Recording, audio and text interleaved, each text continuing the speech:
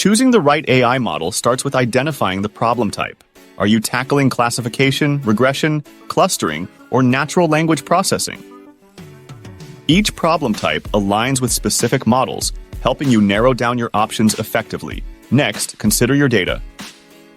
The quantity and quality of your dataset are crucial. Large, well-labeled datasets might benefit from complex deep learning models. Limited data? Simpler models or transfer learning could be more effective. Also, assess if your data is structured or unstructured. Evaluate your computational resources. Advanced models often demand significant power and memory.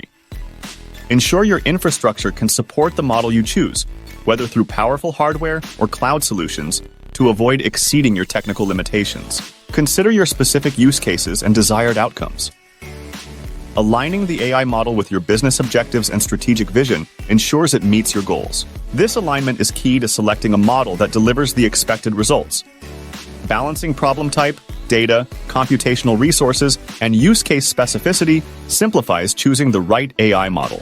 By considering these factors, you can make an informed decision that best suits your needs.